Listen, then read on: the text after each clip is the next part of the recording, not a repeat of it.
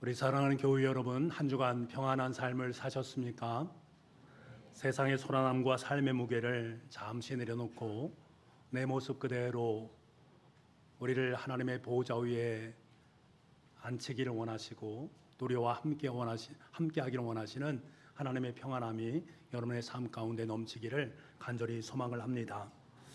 우리는 지난주에 시내산 언약의 엄숙함과 그 언약의 뼈대를 이루는 율법에 대한 부분을 살펴보았습니다. 시내산 언약은 구약의 신학 중에 가장 중요한 것임을 여러분께 말씀을 드렸습니다. 이 시내산 언약으로 말미암아 하나님과 이스라엘 백성들은 아름다운 관계 속으로 들어가게 되었습니다. 하나님께서는 이스라엘 백성들에게 너희는 내 소유가 되고 제사장 나라가 되며 거룩한 백성이 되리라 라고 말씀을 해주셨습니다. 참으로 보잘것없는 이스라엘 백성들을 불러내어서 하나님과 깊이 있는 사귐의 관계 속으로 들어가는 일방적인 선언이 아니라 행복한 사랑의 초대임을 우리가 보았습니다. 이 사랑의 관계 속으로 들어간 이스라엘 백성들에게 하나님은 세 가지의 선물을 허락하십니다. 한 가지는 율법이요, 또 한 가지는 오늘 우리가 함께 볼 성막이요, 또 다른 한 가지는 제사 제도입니다. 오늘은 그 두 번째 시간으로 거친 광야 한복판에 세워진 하나님의 집 성막에 담긴 신비한 하나님의 은총을 함께 누릴 수 있기를 간절히 소망을 합니다. 성막은 구약 성경에서 너무나 독특하고 압도적인 비중을 차지하는 것을 보게 됩니다. 성경에 보게 되면 무려 성막에 대한 장이 50장이나 있는 것을 우리가 보게 됩니다. 출애굽기의 13장, 레위기의 18장, 민수기의 14장, 13장, 신명기의 2장, 그리고 신약에 넘어오게 되면 히브리서가 있는데 히브리서의 4장으로 되어 있습니다. 이 부분에서 성막의 세세한 규격과 의미 등에 대한 부분을 자세하고 거룩하게 기록을 해 놓았습니다. 우리가 온 우주의 신비를 다루고 있는 천지 창조에 대한 이야기가 성경에는 11장이 나와 있습니다. 그리고 믿음의 조상 아브라함의 인생에 대한 부분을 14장 정도가 나와 있습니다. 그런데 이것에 비해서 압도적으로 성경의 단일 주제로 가장 많은 지면을 할애하는 것이 바로 성막에 대한 이야기다. 왜 그렇게 성막에 대한 이야기를 엄중하게 또 이렇게 장시간에 걸쳐서 다루고 있는가? 그만큼 중요성이 있기 때문에 그렇습니다. 그렇다면 하나님께서 왜 이토록 성막에 집착하듯이 귀 기울이게 하시는가 하는 문제입니다. 왜 주님께서 우리에게 하나님의 말씀을 통해서 성막에 대한 이야기를 들려주시고 있는가 하는 하나님의 말씀에 귀를 기울일 수 있는 은혜가 우리 가운데 있어야 됩니다.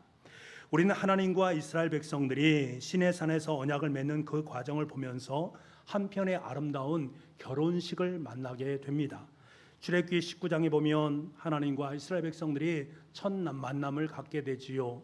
시내산 언덕으로 이스라엘 백성들을 불러 놓으시고는 조심스럽게 자신의 모습을 나타내는 모습을 보면서 신랑 신부가 처음 만나서 수줍어하면서 첫선을 보는 것을 우리가 연상할 수가 있습니다.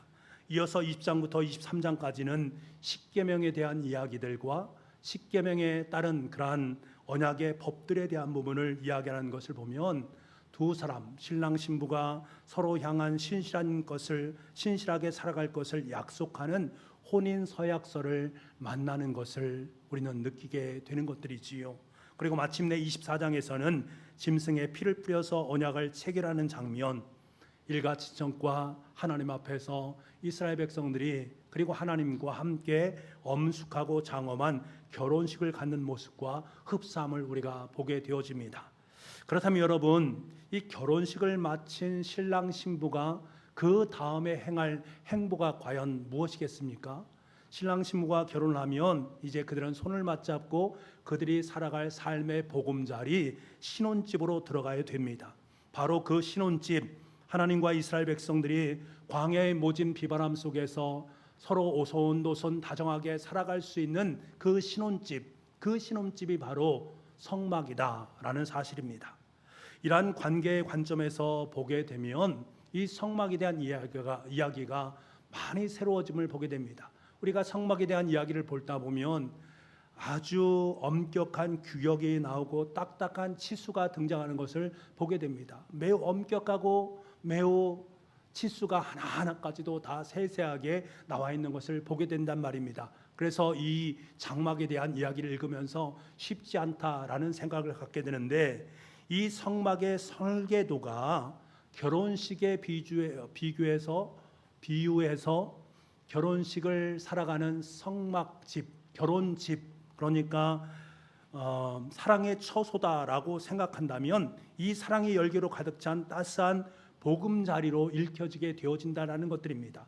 하나님께서 그렇게 세세하게 치수를 만드시고 규격을 따지시는 것은 그만큼 그것을 아름답게 꾸미기 원하시는 하나님의 마음이 그 속에 담겨져 있다는 것을 우리가 느끼게 되는 것들입니다.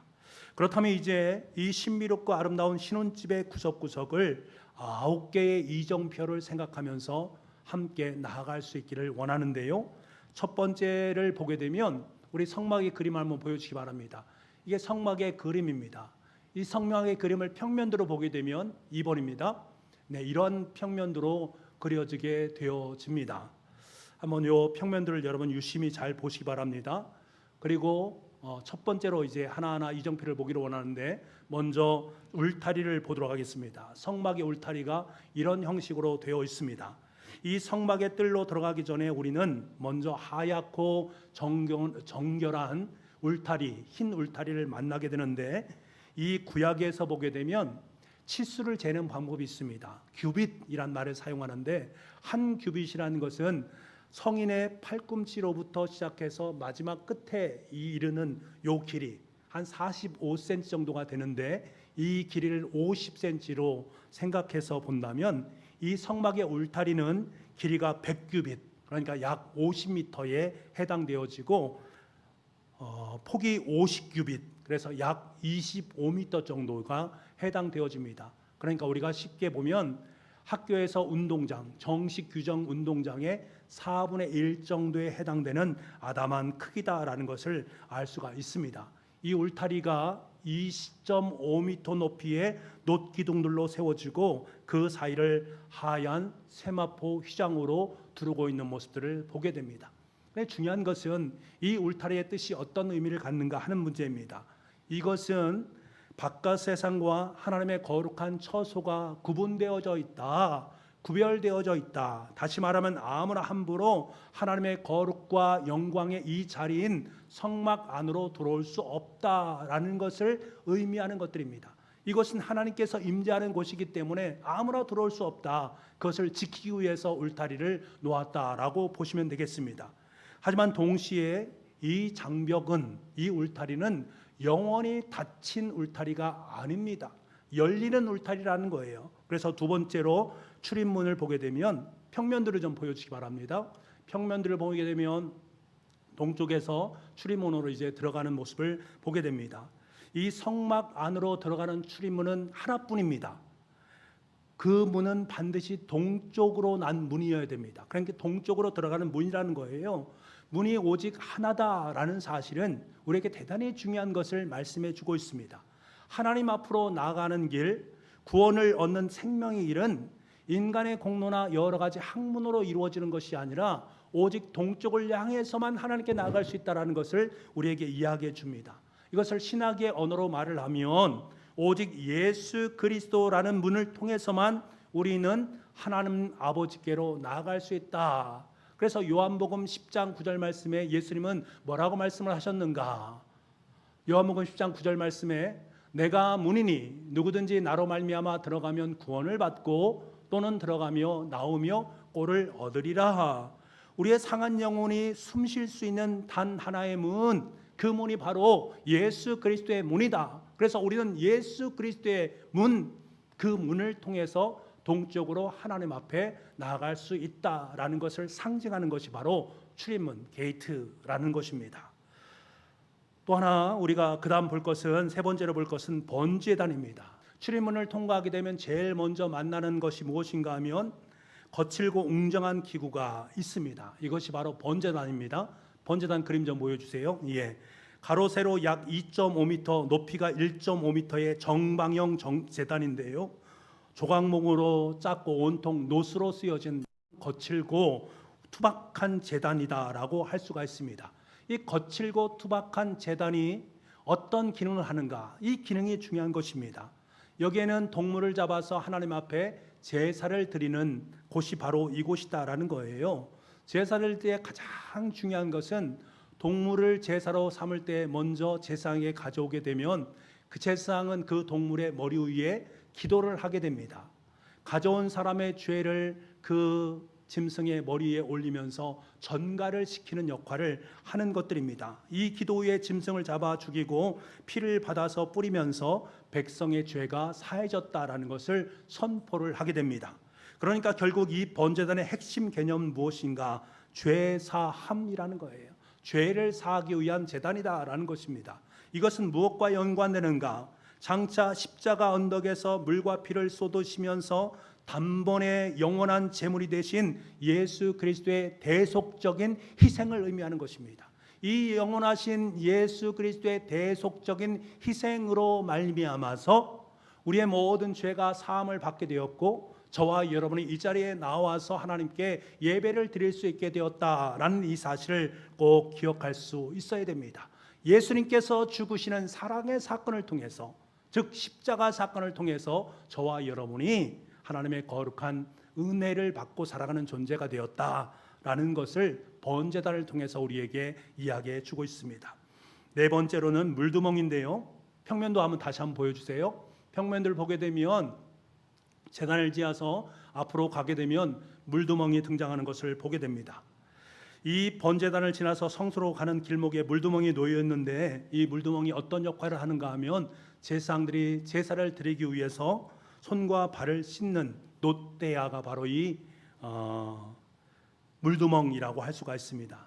그런데 우리가 성경을 유심히 살펴보게 되면 이 물두멍을 얼마만큼의 크기로 만들어라, 물의 양은 얼마만큼 하라 라는 말이 일체 등장하지 않는 것을 보게 됩니다.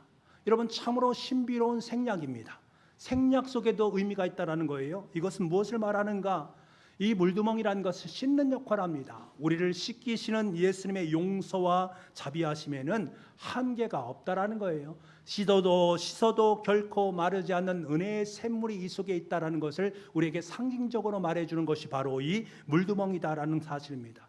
너무나 재미있는 것은 이 물두멍이 어떻게 만들어졌는가 하면 회막문에서 수종을 들던 여인들이 놋거울을 가지고 그것을 녹여서 만든 것이 바로 이 물두멍이었다라는 사실입니다.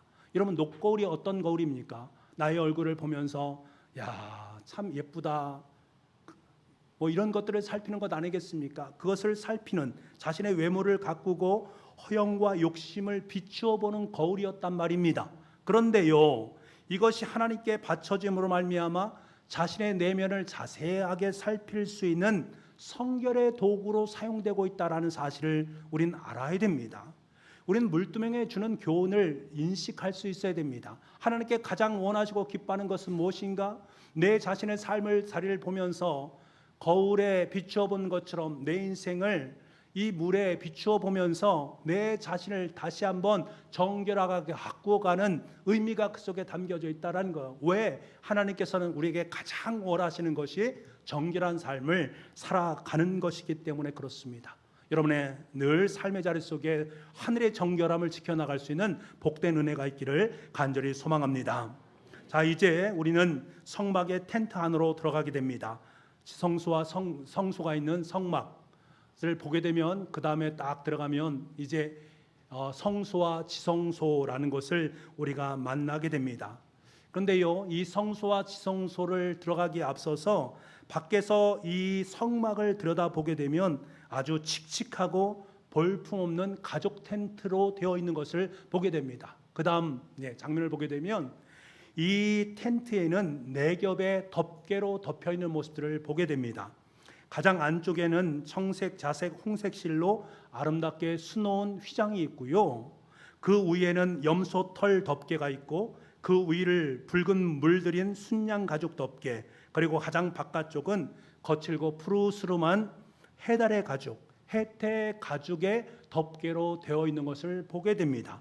그래서 성막을 밖에서 보게 되면 매우 거칠고 메마른 해달 가죽처럼 보여서 아름다운 것이 전혀 없는 것처럼 보이게 된단 말입니다. 그 성막의 모습이 너무나 척박하고 아름답지 못합니다. 그런데 텐트 안으로 들어가게 되어지면 찬란하게 홍색실, 자색실, 그리고 청색실로 꼬아놓은 아주 화려한 것을 만나게 되고, 그 옆에 보게 되면 금으로 장식된 기구들을 만나게 되어집니다. 여러분, 이것은 무엇을 의미하는 것들입니까? 세상 사람들의 눈에는 예수 그리스도를 볼 때에 연약한 사람, 참으로 풍채가 없어 보이는 예수님의 모습처럼 보입니다. 예수님은 아무것도 아닌 것처럼 보인단 말입니다. 그런데 정작 예수님의 품 안으로 들어가게 되어지면 세상이 줄 수 없는 찬란한 은혜와 생명의 빛이 가득 차게 되어진다라는 것을 성막은 우리에게 이야기해 주고 있다라는 것들입니다. 그래서 우리는 반드시 예수 그리스도 안으로 들어갈 수 있어야 돼요. 그 안으로 들어갈 때 예수님의 그 모든 은혜와 예수님의 광채, 영광을 내 삶을 통해서 경험할 수 있게 되어진다라는 사실을 꼭 기억할 수 있기를 바랍니다. 이제 지성소 안으로 이제 들어가게 되는데 8번 보십시오. 지성소 내부를 보게 되면 이런 형식으로 되어 있습니다. 그런데 지성소 안으로 딱 들어가면, 이 성소의 첫 방으로 들어가면 왼편 쪽에 보면 금으로 되어진 7가지의 등잔대가 보이는 것을 봅니다. 등잔대 보이지요? 이 등잔대는 이런 모습으로 되어 있습니다. 이 등잔대 기름은 순결한 감람루 기름을 사용을 합니다. 순결한 감람루 기름을 사용함으로 말미암아 순결을 상징하는 것들이고, 등잔대이기 때문에 말처럼 그 어두운 성소를 밝게 밝히는 역할을 감당하고 있습니다. 이것은 저녁부터 시작해서 아침까지 꺼지지 않는 불이란 말입니다. 꺼질 수가 없습니다. 이 등잔대가 무엇을 말하는가? 이 등잔대는 빛을 의미하는 것들입니다.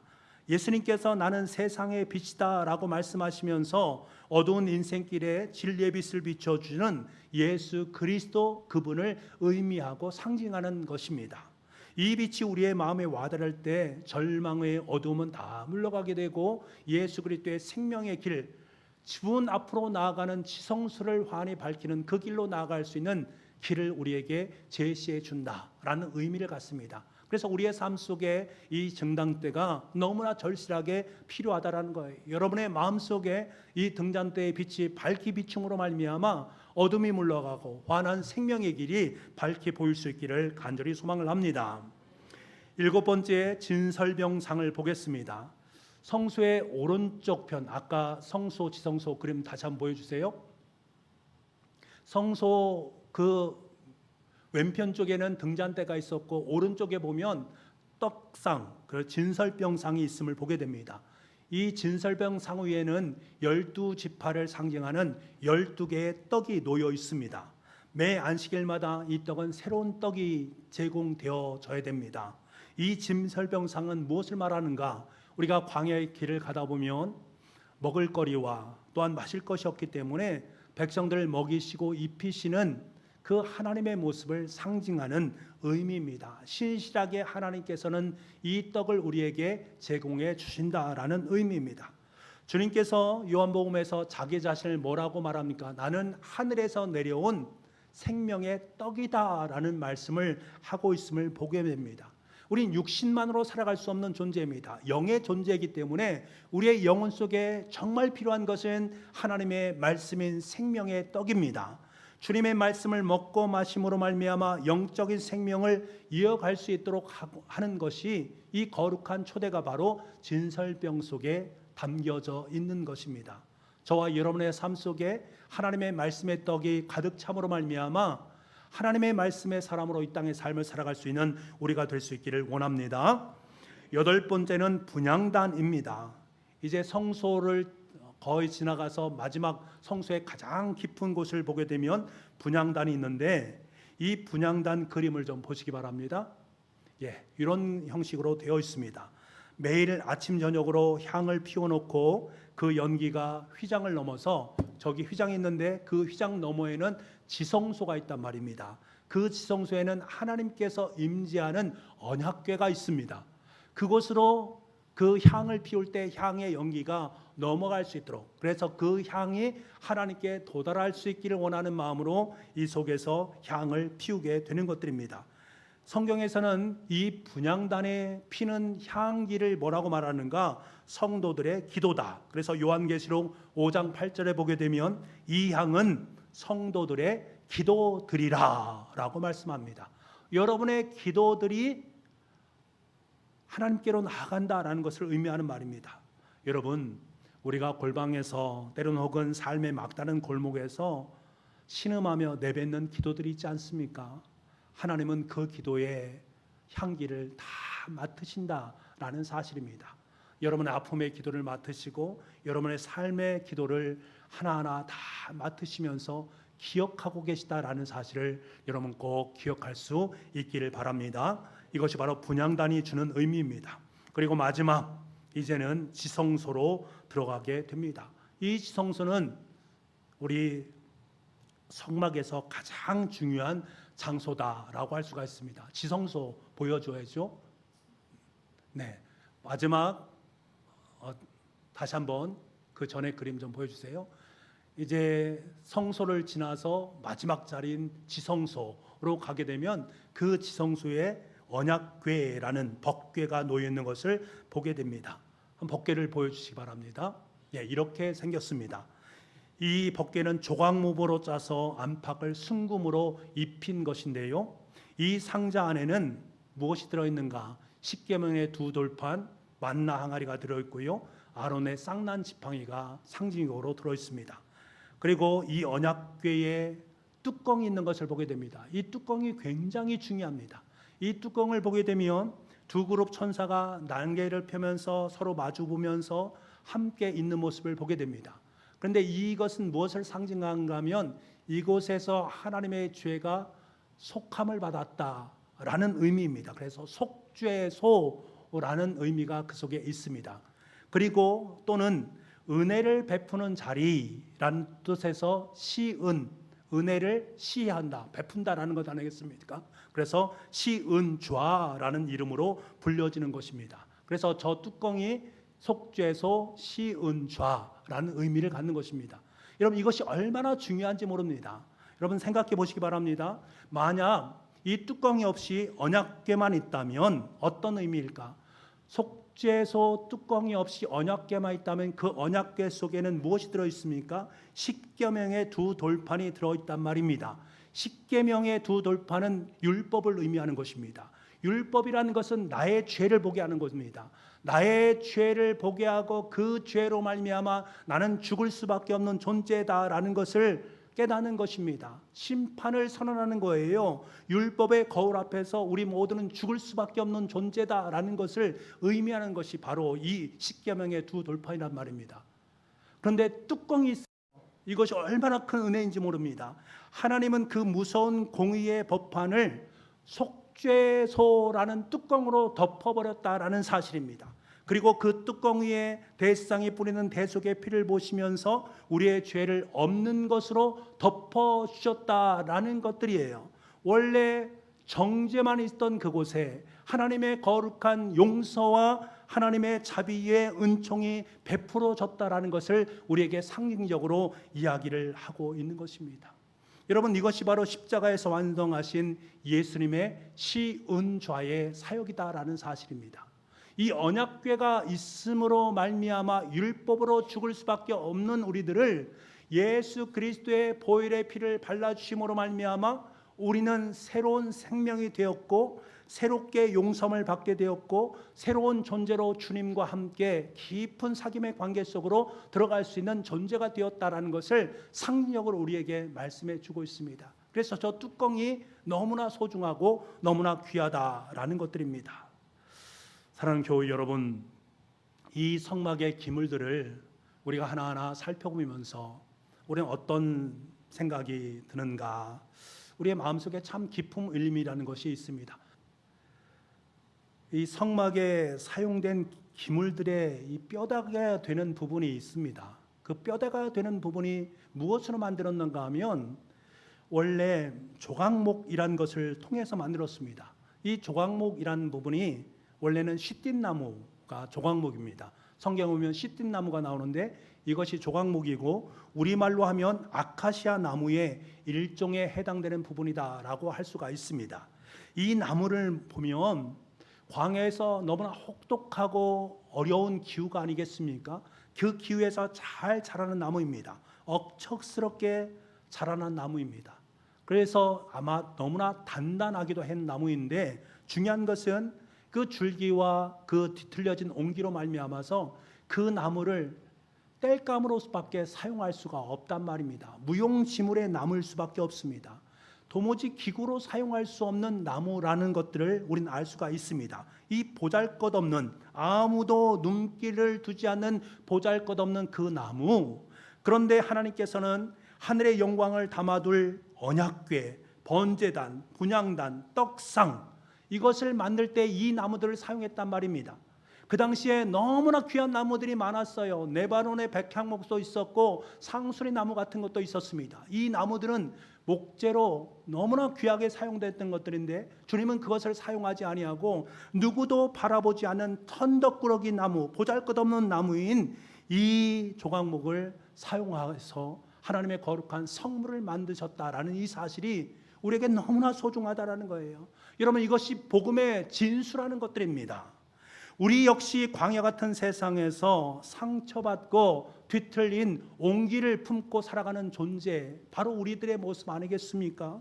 스스로 보기에도 가시가 돋쳐서 때로는 남들에게 아픔과 어려움을 안겨주는 그러한 모습을 우리는 보게 됩니다. 내 마음속에 상처를 늘 품고 살아가는 존재이고 다른 사람에게 상처를 안겨주는 그러한 씨앗 나무와 같은 존재가 바로 우리들의 모습이란 말입니다. 그런데 이 볼품없는 조각목이 주님의 손에 들려지게 되어지고 그리스도의 보혈이 그 속에 흐르게 되어지면, 그리고 순금 같은 성령님의 은혜로 덧입혀지게 되면 하나님의 영광을 거룩하게 담아낼 수 있는 하나님의 아름다운 거룩의 용기로 사용될 수 있다라는 이 사실 앞에 우리는 감사와 감격을 올려드릴 수밖에 없습니다. 이것이 복음이라는 거예요.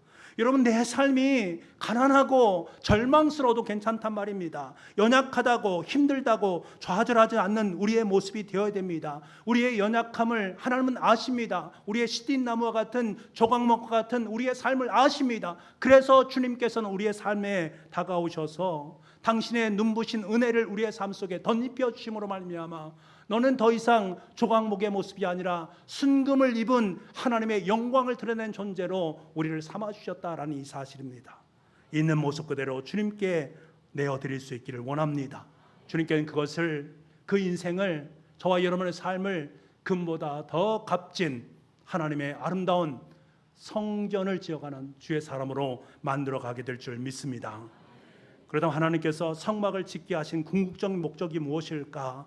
세 가지의 영적 묘미가 이 속에 담겨져 있습니다. 하나는 이 성막은 하나님의 임재의 장소를 의미합니다.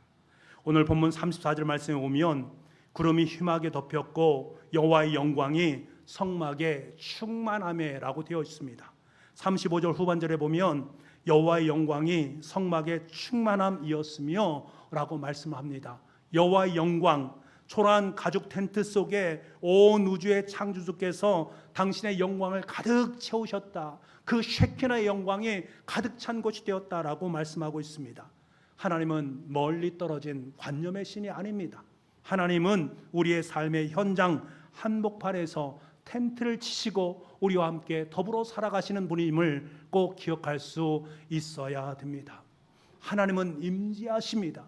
우리의 삶의 곁에서 우리와 함께 더불어서 살아가는, 성막 안에서 함께 더불어 살아가는 하나님이심을 꼭 기억할 수 있기를 원합니다. 두 번째로 이 성막은 다른 말로 회막이라고 말합니다. 만남의 장소란 말입니다. 회막, 서로가 함께 모여서 교제를 나누는 것을 뜻합니다. 하나님은 이곳에서 백성들의 죄를 씻어주시고 함께 도란도란 이야기를 나누기를 원합니다. 남녀 신혼집에서 남편과 아내가 사랑의 미로를 나누듯이 주님은 우리의 예배와 일상의 삶을 통해서 사귐과 교제를 나누기를 원하시는 그 주님의 사랑의 의미가 바로 이 성막 속에 담겨져 있다는 것을 기억해야 됩니다. 그리고 마지막으로 세 번째, 성막은 광야의 길을 인도한다는 의미입니다. 36절과 37절 말씀을 보십시오.